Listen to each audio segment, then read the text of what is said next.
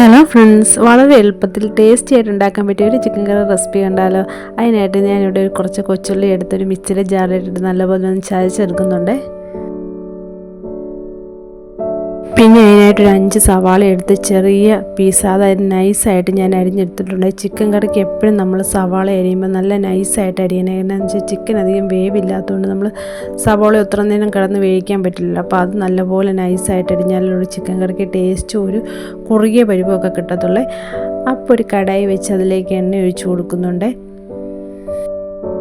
അതിലേക്കൊരു 1/4 ടീസ്പൂൺ ഉലുവ ഇട്ട് കൊടുക്കുന്നുണ്ട്. ഇങ്ങനെ ഉലുവയൊക്കെ ചേർത്തുമ്പോൾ ഒരു പ്രത്യേക ടേസ്റ്റാണ് കറിക്ക്. അങ്ങനെ ഉലുവ പൊട്ടി വരുമ്പോൾ അതിലേക്ക് ഇഞ്ചിയും വെളുത്തുള്ളിയും പേസ്റ്റാക്കി വെച്ച് ചേർത്ത് നല്ലപോലെ ഒന്ന് വഴറ്റിയെടുക്കുന്നുണ്ട്.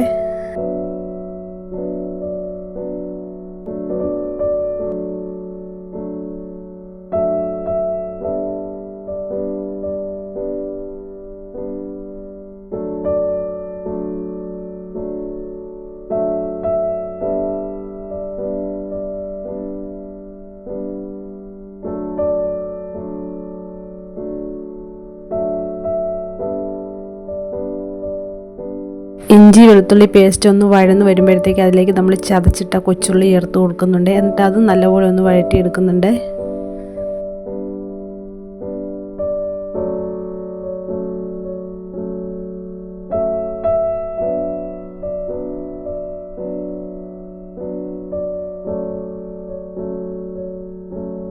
പിന്നെ നമ്മൾ അതിൻ്റെ അകത്തേക്ക് സവാളയും കൂടെ ചേർത്ത് കൊടുത്ത് സവാളയും നല്ലപോലെ വഴറ്റിയെടുക്കുന്നുണ്ട്.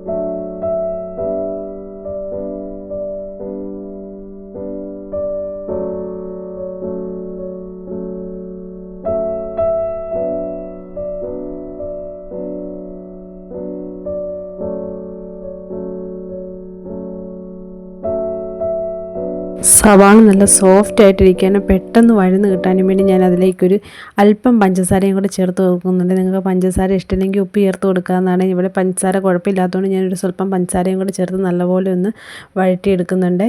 ഒന്നിട്ടൊന്ന് മൂടി വെച്ച് വേവിച്ചെടുക്കുന്നുണ്ട് ആ സവാളയെ.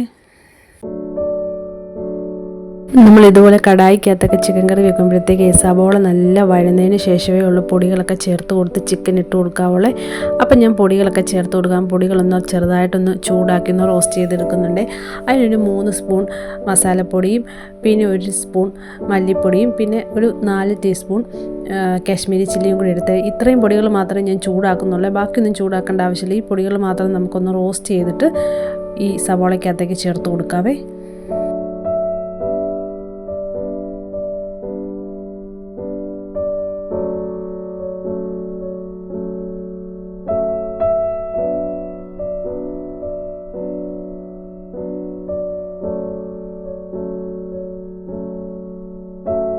ഇനി അതിലേക്കൊരു അല്പം മഞ്ഞൾപ്പൊടി ചേർത്ത് കൊടുത്തിട്ട് നമ്മൾ ഈ ചൂടാക്കി വെച്ച പൊടികളെല്ലാം അതിലേക്ക് ആഡ് ചെയ്യുന്നുണ്ട്.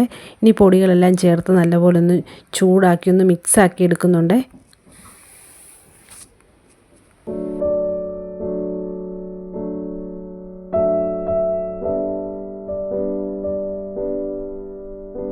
ചിക്കൻ കറി എപ്പോഴും ഇങ്ങനെ കടായിക്കകത്തും ചട്ടിക്കകത്തൊക്കെ വെക്കുന്ന പ്രത്യേക ഒരു ടേസ്റ്റാണ്. നമ്മൾ കുക്കറിൽ വെക്കുന്നതിനെക്കാട്ടും ടേസ്റ്റ് ഇങ്ങനെ വെക്കുന്നതാണ് നല്ല ടേസ്റ്റ് ഇങ്ങനെ വെക്കുമ്പോഴത്തേക്ക്. പിന്നെ ആവശ്യത്തിന് ഉപ്പും കൂടെ ചേർത്ത് കൊടുക്കുന്നുണ്ട്.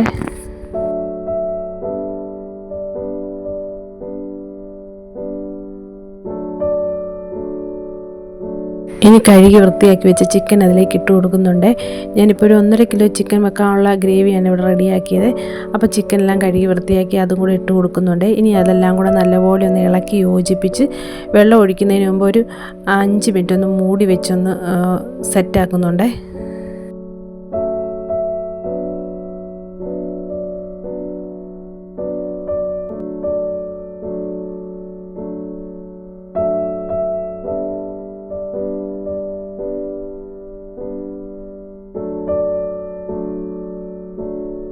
അപ്പോൾ ഒരു 5 മിനിറ്റ് കഴിഞ്ഞപ്പോൾ ഞാൻ അതിലേക്ക് ചൂടുവെള്ളമാണ് ചേർത്ത് കൊടുക്കുന്നത്. അതിനാവശ്യമായിട്ട് ഗ്രേവിക്ക് ആവശ്യമായിട്ടുള്ള വെള്ളം ചൂടുവെള്ളം ചേർത്ത് കൊടുക്കുന്നുണ്ട്.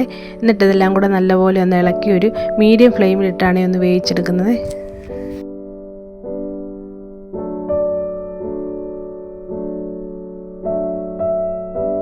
അതിലേക്ക് ഒരു തക്കാളിയും കൂടെ ചേർത്ത് കൊടുക്കുന്നുണ്ട്. ചെറുതായിട്ട് അരിഞ്ഞ് തക്കാളിയും കൂടെ ചേർത്ത് വെച്ചിട്ടാണ് വേവിക്കുന്നത്.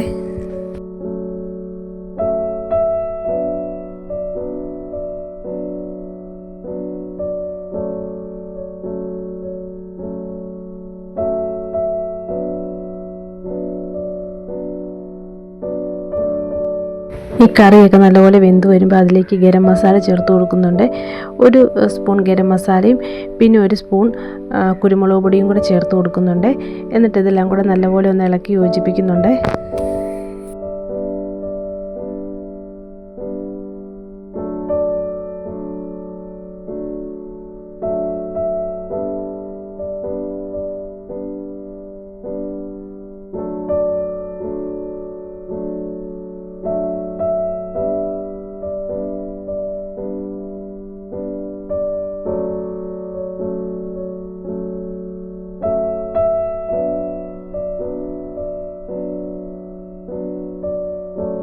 ഇനി അതിലേക്ക് എണ്ണ ചേർത്ത് കൊടുക്കുന്നുണ്ട്. കടുകൊന്നും ഇടുന്നില്ല.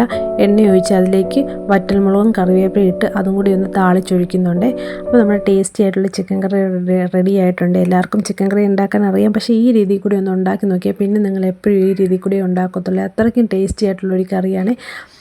അപ്പോൾ എല്ലാവരും ഈ റെസിപ്പി ഒന്ന് ട്രൈ ചെയ്ത് നോക്കുകയാണേ. നിങ്ങൾക്ക് ഈ വീഡിയോ ഇഷ്ടപ്പെട്ടാൽ ലൈക്ക് ചെയ്യാൻ മറക്കല്ലേ. നിങ്ങളുടെ അഭിപ്രായങ്ങൾ എന്തുവാണെങ്കിലും അത് കമൻറ്റ് ചെയ്യാനും മറക്കല്ലേ.